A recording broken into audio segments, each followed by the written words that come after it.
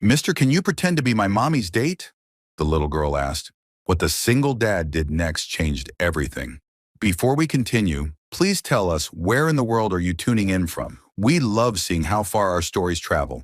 Grant Morrison was restocking the children's section of his bookstore on a Saturday morning in October when a kid he'd never seen before in his life came barreling through the front door like she was being chased by something terrifying. And she ran straight up to him with wild eyes and grabbed onto his flannel shirt like he was her last hope on earth. Mister, please, you have to help me. Can you pretend to be my mommy's date? It's a huge emergency, I'm not kidding. And Grant just stood there holding a copy of Charlotte's Web completely frozen, because in 8 years of running Morrison's books, nobody had ever asked him anything even remotely close to that question. His own daughter, Holly, looked up from the reading corner where she'd been organizing her favorite picture books and said very helpfully, Dad, I think that girl needs help with something. Like that wasn't already extremely obvious. Grant knelt down to the kid's level because she looked genuinely panicked, and he had that dad instinct that kicks in when any child seems distressed, even if they're a complete stranger. Okay, slow down. What's your name and where's your mom? The little girl took a huge breath and the words came tumbling out at approximately 100 miles per hour. My name's Kennedy and my mom Simone is at the cafe next door with my dead dad's parents, and they brought mom's ex-boyfriend. Well, not really her ex-boyfriend. He was my dad's friend from college, and they're trying to make mom date him. And Grandpa Frank and Grandma Patricia keep making mom cry. And I heard them talking about wanting me to live with them, and I'm really scared. Grant's brain was trying to process all of that information while also dealing with the fact that this 7-year-old had just dropped the phrase, dead dad, into casual conversation. And before he could even formulate a response, the bookstore door flew open again, and a woman came rushing in looking absolutely mortified. Kennedy Ann Fletcher, you do not run away from the table like that. I'm so sorry, sir. She's been watching too many rom-coms lately. We're leaving right now. And the woman grabbed for Kennedy's hand, but the kid dodged behind Grant like he was a human shield. The woman was probably mid-30s with dark hair pulled back in a ponytail and glasses that were slightly crooked, like she'd been having a stressful morning. And she had this look on her face that Grant recognized from his own mirror on bad days. The look of someone who was holding it together by their fingernails, and one more thing might make the whole act collapse. Mom, please just listen. I found someone who can pretend to be your boyfriend, so Grandma and Grandpa will stop trying to set you up with boring Mike who talks about golf for 1,000,000 hours. And Kennedy was pleading now, and the woman whose name was apparently Simone looked like she wanted the floor to open up and swallow her. Grant saw movement through the bookstore window and spotted an older couple walking toward the shop, clearly looking for someone. And the way Simone's face went pale when she saw them told him everything he needed to know about how much she did not want to deal with whatever was about to happen. Something in Grant's brain that was probably really stupid made a split-second decision, and he stood up and said to Simone, How long do you need me to be your date? And Simone's jaw literally dropped open. Excuse me, what? Grant shrugged, trying to act like this was a totally normal thing he did on Saturdays. Your daughter asked for help. I'm offering. How long do we need to sell this? Kennedy's entire face lit up like Grant had just told her Christmas was coming early. Just lunch. They're buying. Please, mister. Please, my mom really needs this. Holly popped up from the reading corner with her book still in hand. Dad, can I come too? I want to help, and also I've never seen you on a date before. This sounds interesting. And Grant rubbed his face thinking about how his 8-year-old was now invested in this absolute chaos. Simone looked between Grant and Kennedy and the older couple who were now definitely walking into the bookstore, and she made a choice that was probably equally stupid as Grant's. Okay, fine, yes, thank you. We'll explain everything later, I promise. And then she grabbed Grant's hand and plastered on a smile that looked only slightly deranged, right as the older couple walked through the door. Oh, there you are, Kennedy. We were worried. And who's this? The older woman asked with the kind of polite suspicion that meant she was absolutely sizing Grant up. And Simone squeezed Grant's hand so hard he thought his bones might break. Mom and Dad, this is Grant. He's my, we've been seeing each other for a little while now. The next hour was possibly the weirdest experience of Grant's entire life, and that included the time he accidentally ordered 500 copies of the same book instead of 50.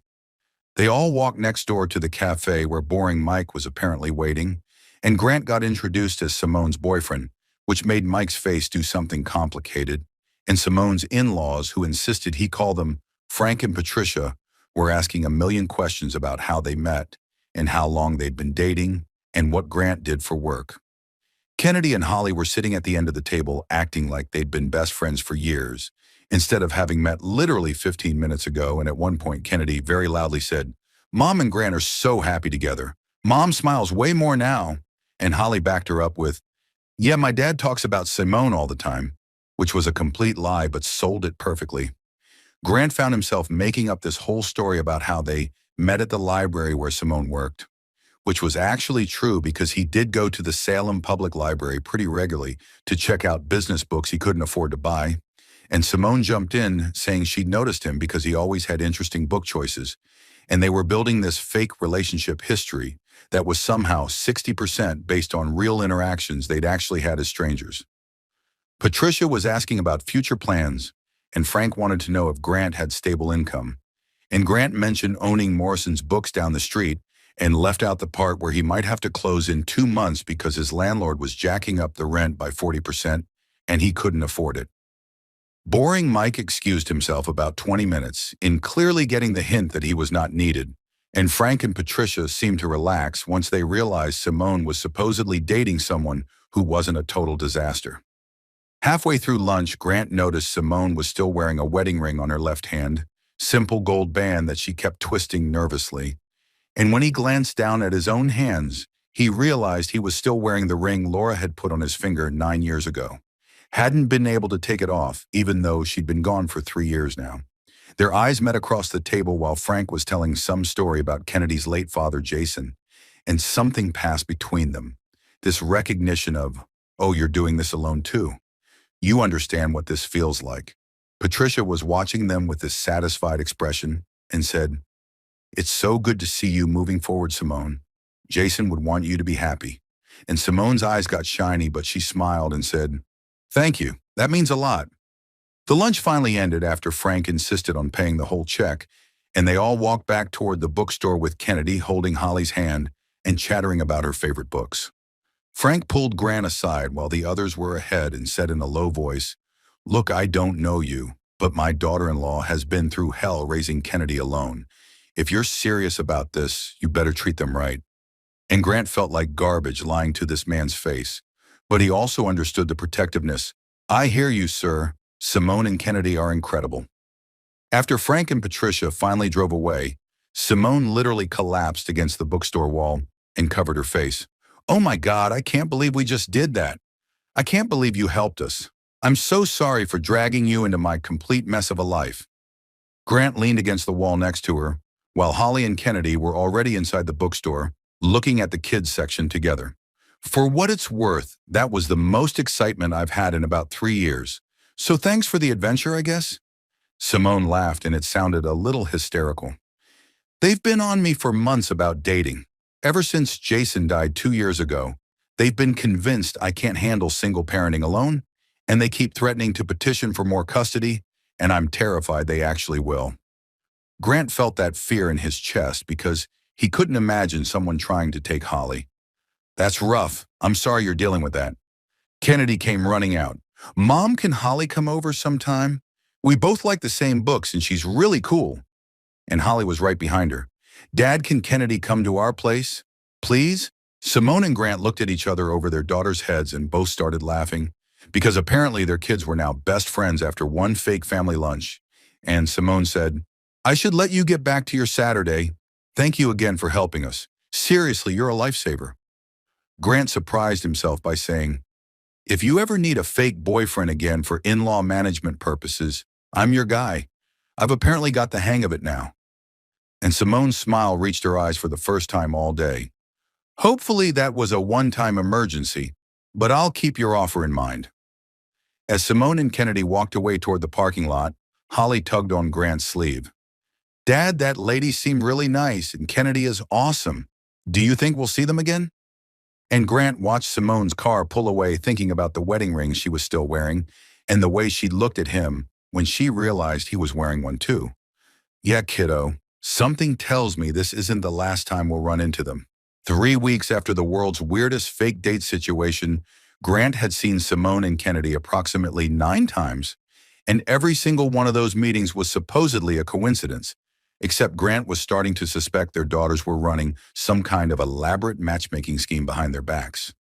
Kennedy would just happen to need a book that the library didn't have, so Simone would bring her to Morrison's books. Or Holly would suddenly desperately need to return a library book in person instead of using the Dropbox and would drag Grant along.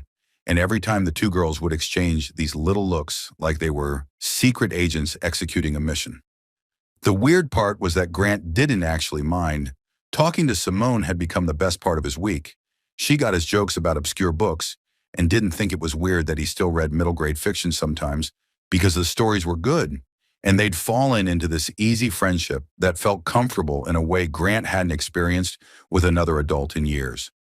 Simone started helping out at the bookstore's Saturday story time, reading to kids in the children's section, and Grant would bring Holly to the library's after-school program where Simone worked twice a week, and they'd grab coffee afterward while the girls did homework together at one of the library tables.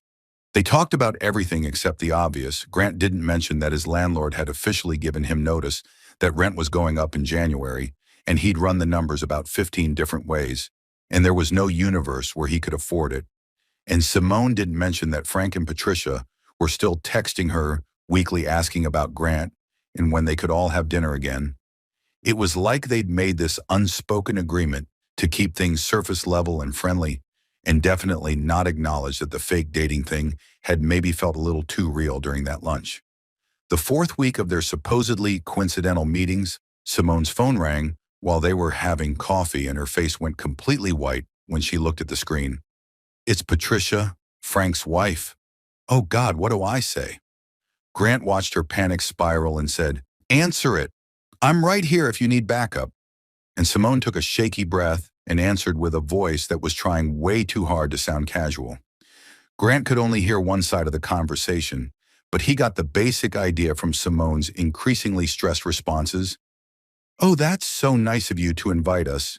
This Saturday, okay. Yes, Grant's great. Sure, I'll ask him. Okay, bye." She hung up and looked at Grant with pure terror on her face. "They want us to come to family dinner at their house on Saturday. They want to meet you properly. Frank said something about making sure you're the real deal. I think they're testing us." Grant should have said no, should have explained that this had gone far enough and they needed to come clean. But then Kennedy looked up from the homework table where she'd clearly been eavesdropping, and her eyes were huge and scared. "Mom, if you tell them you lied, they're going to be so mad, and they might not let me visit anymore. Please don't tell them yet." Simone looked absolutely torn, and Grant made another one of those stupid impulsive decisions that were becoming his trademark lately. "I'll go. We can handle one family dinner. Give you time to figure out how to navigate this without them panicking." The relief on Simone's face made the whole insane situation feel worth it, and Holly whispered to Kennedy loudly enough for everyone to hear, "This is going exactly according to plan." And both girls giggled, and Grant realized with absolute certainty that his daughter was plotting something. Saturday came, and Grant drove to Frank and Patricia's house in the suburbs with Holly in the back seat coaching him on relationship details. "Dad, remember you have to hold Simone's hand and maybe call her something cute. That's what boyfriends do." Grant looked at his 8-year-old in the rearview mirror. "How do you know what boyfriends do? You're in 3rd grade. And Holly rolled her eyes. "Dad, I can read. Plus I've seen movies. Just trust me on this." They picked up Simone and Kennedy on the way, and the second they were all in the car together, the energy shifted to this weird nervous tension. Simone was wearing a blue dress that looked really nice, and she'd done something different with her hair, and Grant caught himself staring and had to focus very hard on driving. Frank and Patricia's house was one of those perfect suburban places with a manicured lawn and family photos everywhere. And dinner was this whole production with a roast and 3 side dishes, and Patricia asking a million questions about Grant's intentions and future plans. "So Grant, where do you see this relationship going? Are you thinking long-term here?" And Grant glanced at Simone, who looked like she wanted to disappear, and he heard himself say, "I care about Simone a lot, We're taking it one day at a time, but yeah, I'm in this for real. The lie came out smooth and easy, and the scary part was that it didn't really feel like a lie anymore. Frank wanted to know about the bookstore, and Grant explained it had been open for 8 years and left out the part about possibly closing, and Patricia asked if they'd thought about moving in together, and both Grant and Simone choked on their water at the same time. The girls were incredible. Kennedy kept telling stories about Mom and Grant doing things together that had maybe happened, but not in a dating context. And Holly backed up every single story with enthusiasm that would have been impressive if it wasn't slightly terrifying. After dinner, Frank pulled Grant aside to the back porch, while Patricia distracted Simone in the kitchen, and he got very serious very fast. Look, my son Jason was a good man. He loves Simone and Kennedy more than anything, and when he died, it destroyed all of us. Grant nodded, not knowing what to say, and Frank continued. Patricia and I, we're not trying to take Kennedy. We just want to make sure Simone's not struggling alone. And if you're stepping into that role, we need to know you're solid, that you're not going to bail when things get hard. Grant felt like absolute garbage lying to this grieving father, but he also understood the fear behind the questions. Sir, I lost my wife 3 years ago. Laura died in a car accident, and I've been raising Holly alone since. So I get what it's like to do this solo, and I promise I'm not the kind of person who bails. Frank's expression shifted to something softer. You're a widower, too. Simone didn't mention that, and Grant realized she probably didn't know the details. They'd been so careful to keep things surface level. Yeah, it's not something that usually comes up in casual conversation. They went back inside, and the rest of dinner was less interrogation and more actual family conversation. And by the time they left around 8, Patricia was hugging Simone and telling Grant he was welcome anytime. In the car driving home, the girls fell asleep in the back seat almost immediately, and Grant and Simone sat in the front in this heavy silence until Simone said quietly, I didn't know about your wife, Laura. I'm really sorry. Grant kept his eyes on the road. It's okay. Like I said, it doesn't usually come up, but yeah. Car accident 3 years ago. Drunk driver ran a red light. She died instantly. Simone reached over and put her hand on his arm. That's awful, Grant. I'm so sorry, and you've been doing this completely alone? Grant nodded. My mom helps when she can, but yeah, mostly just me and Holly, figuring it out as we go. They pulled up to Simone's apartment, and Grant parked, but neither of them moved to get out. And Simone said, I'm sorry you're stuck in this whole mess with my in-laws. You didn't sign up for any of this when Kennedy asked you to pretend for one lunch. Grant turned to look at her, and the streetlight was hitting her face in this way that made his chest feel tight. Simone, I'm not stuck. This whole weird situation has been the most fun I've had in 3 years. You and Kennedy are great, and getting to know you has been really, really good. Simone was looking at him with this expression he couldn't quite read. Grant, are we still pretending here? Because it's starting to feel like maybe we're not. The air in the car shifted to something electric, and Grant leaned toward her without thinking. And Simone leaned in too, and they were maybe 2 inches apart when Kennedy's voice came from the back seat, mumbling in her sleep.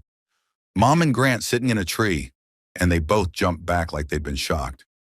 Simone laughed nervously. I should get her inside. She's going to be impossible to wake up. And Grant helped carry a sleeping Kennedy to the apartment while Holly waited in the car. And at the door, Simone turned and said, Grant, this thing we're doing, I don't know what it is anymore, but I'm glad it's happening. And Grant squeezed her hand. Me too. Definitely me too. Driving home, Holly was suddenly wide awake and said, Dad, I know you like Simone for real, like not fake like. So why are you pretending you're still pretending? And Grant almost drove off the road. What are you talking about, bug? Holly crossed her arms. Dad, I'm 8, not stupid. You look at her the way you used to look at Mom in the pictures, the happy way, and you smile different now. So why don't you just tell her? Grant pulled into their driveway and turned around to face his daughter. It's complicated, honey. We started this whole thing as pretend. And now if I say it's real, she might think I'm confused or just caught up in the act. Holly unbuckled and leaned forward. Or maybe she's waiting for you to say it first. Did you think about that? Inside Simone's apartment, Kennedy was in her pajamas, telling her mom basically the same thing. Mom, you like Mr. Grant for real, right? Not just for Grandma and Grandpa? And Simone tucked her daughter into bed. Kennedy, that's not. We're just friends helping each other out. Kennedy looked at her with those two wise 7-year-old eyes.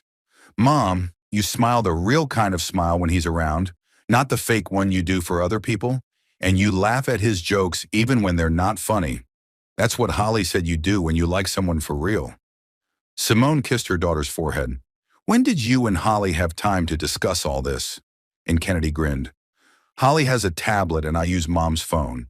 Duh! We've been planning how to get you guys together for weeks now.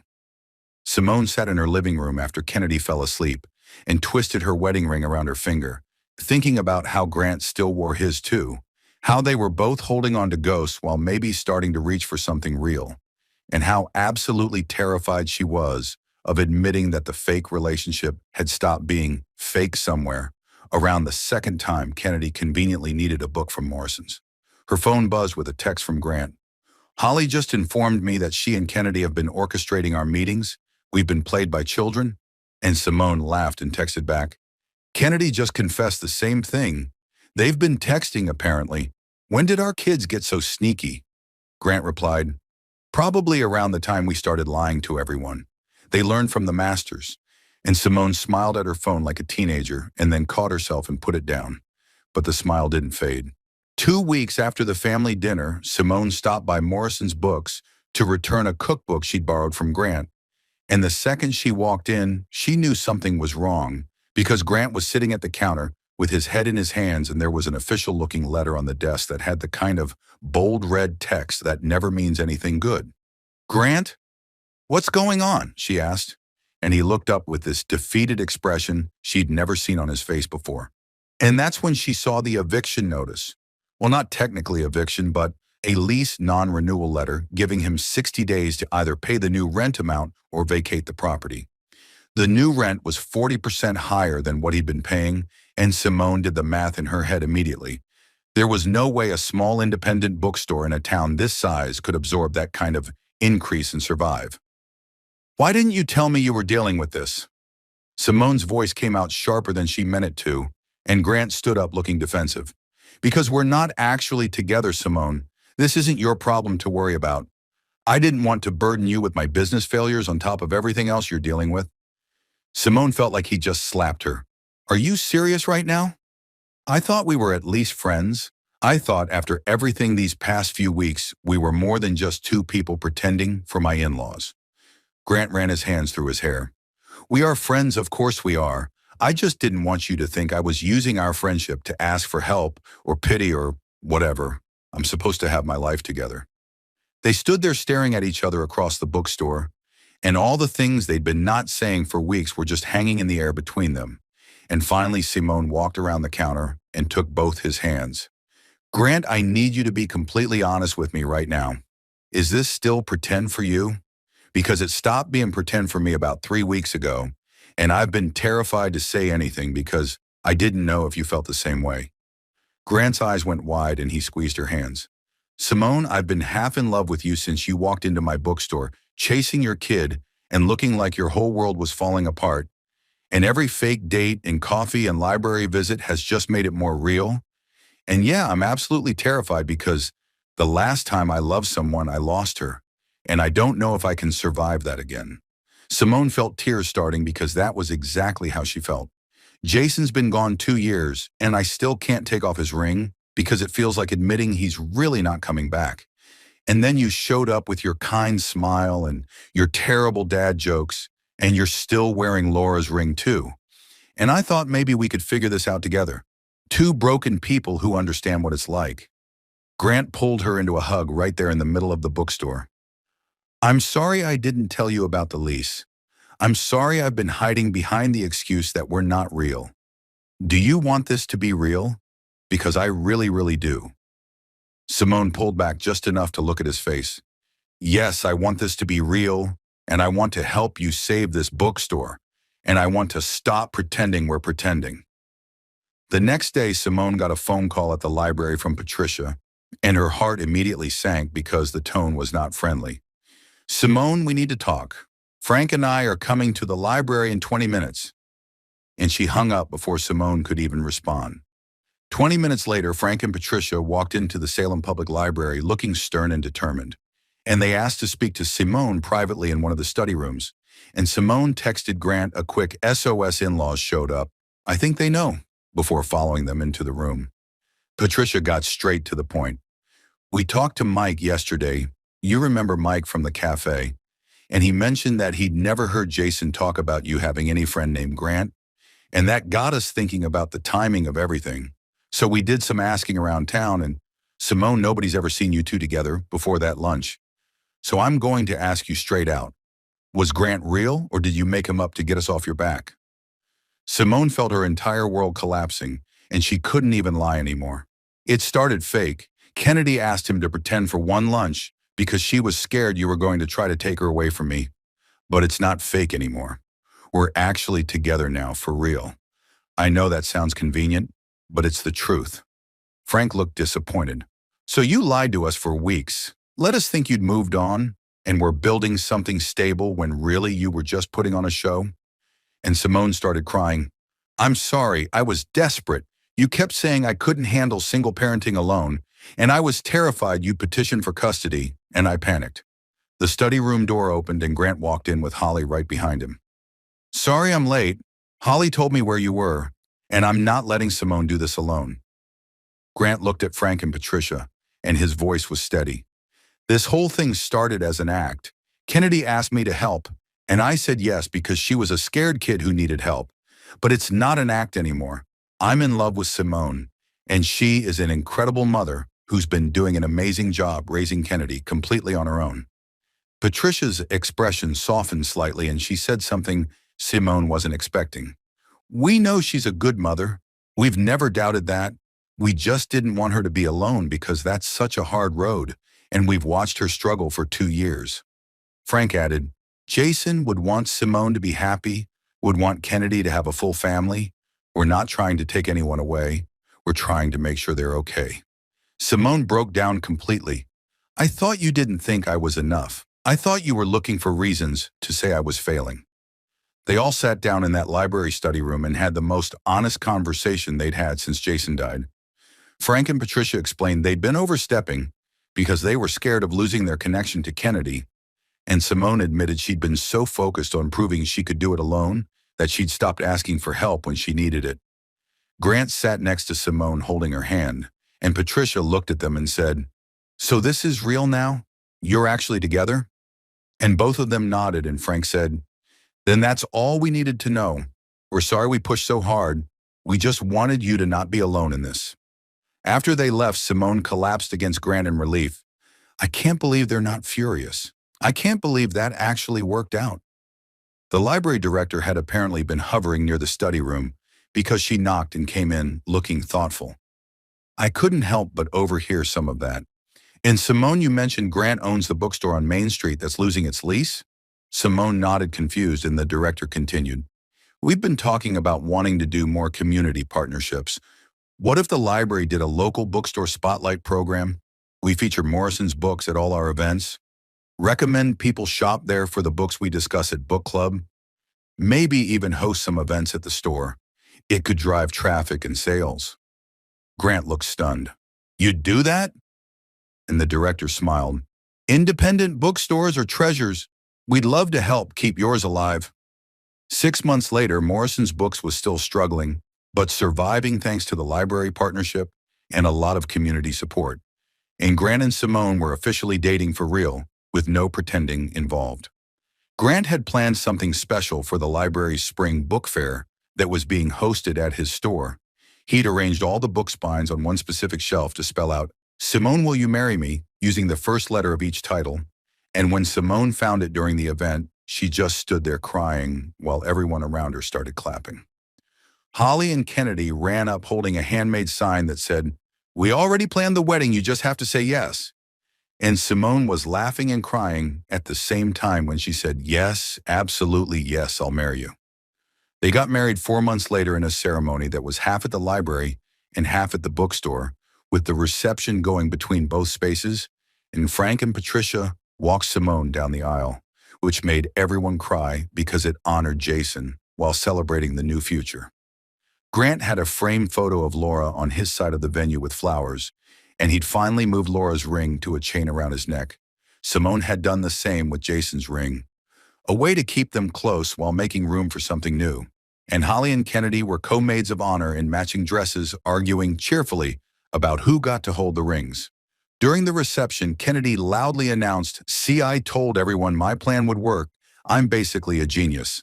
And Holly immediately argued, "It was my plan. I'm the one who told Dad to say yes." And Grant and Simone just looked at each other and started laughing.